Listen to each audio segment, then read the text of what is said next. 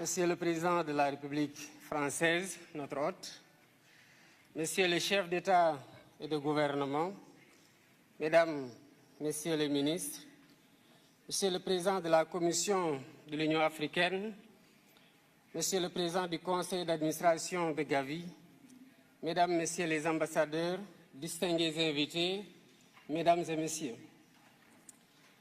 Je voudrais tout d'abord remercier les autorités françaises pour l'accueil chaleureux et l'hospitalité qui nous ont été réservés depuis notre arrivée à Paris. Je suis heureux de me joindre à vous aujourd'hui pour participer à cette campagne de mobilisation pour la souveraineté dénommée Lancement de l'accélérateur africain de fabrication de vaccins. Je félicite vivement les organisateurs de cette rencontre, Gavi, l'Alliance mondiale pour le vaccin, l'Union africaine à travers le Centre de contrôle des vaccins CDC Africa et notre hôte, la France, pour leurs efforts au service de la santé publique.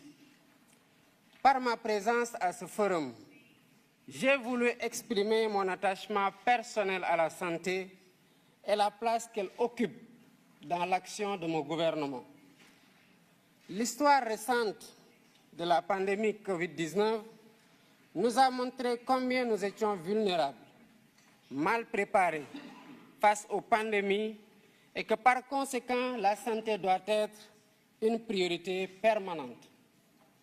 Il y a un peu plus de 4 ans, la Covid avait fortement bouleversé nos systèmes de santé et mis en danger les programmes de vaccination qui étaient alors relégués au second plan, devant l'urgence, évidemment, de lutter contre la pandémie. Ainsi, selon le rapport de l'UNICEF de 2021, 23 millions d'enfants n'avaient pas reçu les vaccins de base nécessaires à leur croissance normale au plus fort de cette crise sanitaire.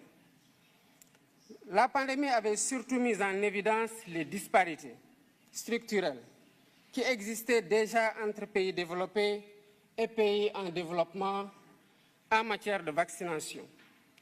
Bien que l'Afrique représente environ 20% de la population mondiale, son industrie de vaccins fournit à peine 0,25% de l'offre mondiale.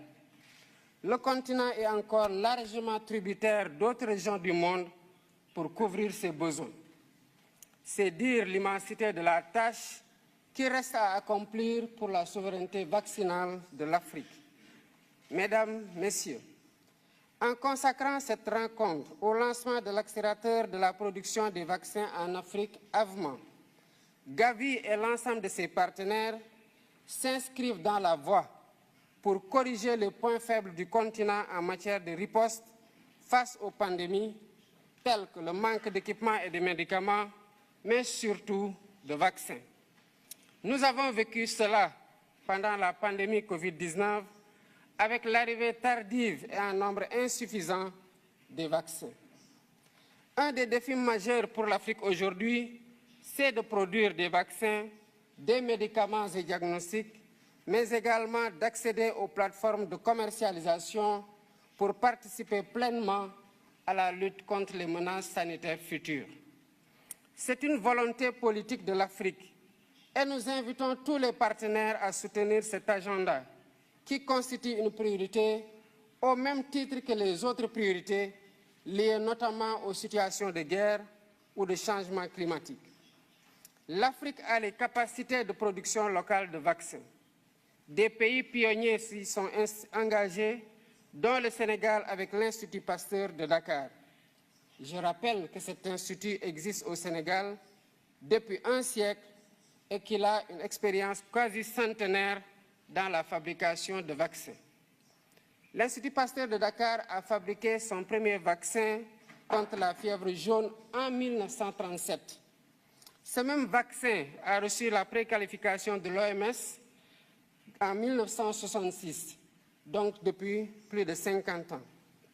Dans la perspective de la consolidation de ces acquis et de la réalisation de l'objectif de l'Union africaine de produire sur le continent 60% des vaccins utilisés sur place d'ici 2040, l'Institut Pasteur de Dakar a initié, avec le soutien du gouvernement sénégalais, un ambitieux programme de développement industriel estimé à 252 millions de dollars. Ce programme vise à maîtriser toute la chaîne de valeur en matière de production pharmaceutique, depuis l'identification des besoins jusqu'à l'utilisation des produits par les bénéficiaires. La réalisation de ces infrastructures et l'acquisition des équipements sont en cours de finalisation. Le site du vaccinopole de Diamniadio, qui constitue une des entités de ce programme, aura une capacité de production annuelle de 3 millions de doses de vaccins de routine, épidémiques ou pandémiques, et utilisera les 3 plateformes technologiques dont l'ARN messager. Pour encadrer toutes ces initiatives, le Sénégal a déjà mis en place l'Agence nationale de réglementation pharmaceutique, qui s'est beaucoup employée pour atteindre les phases de maturation et d'homologation requises. Tout ceci n'aurait pas été possible sans un surcroît d'efforts dans la mobilisation des ressources pour le financement de la recherche, de l'innovation et des infrastructures de santé. Je remercie à ce sujet les pays, institutions et organismes partenaires, au premier rang desquels figure Gavi, pour le soutien qu'ils apportent au Sénégal, en particulier dans les efforts de promotion du vaccin et de la vaccination. Notre partenariat avec Gavi, il faut le souligner, nous a valu beaucoup de résultats positifs. Merci, Monsieur Barroso, pour ce soutien constant. Il a beaucoup contribué à l'efficience de notre programme national de vaccination et à la lutte contre la mortalité infantile. Contre la mortalité infantile et précoce. Je sais que Gavi fait la même chose dans d'autres pays avec des rendements aussi appréciés en matière de prévention sanitaire, de prise en charge médicale adéquate et de lutte contre la mortalité précoce. En tant que pivot essentiel de la solidarité et en reconnaissance des immenses services qu'il rend aux pays bénéficiaires, Gavi mérite le soutien continu de la communauté internationale.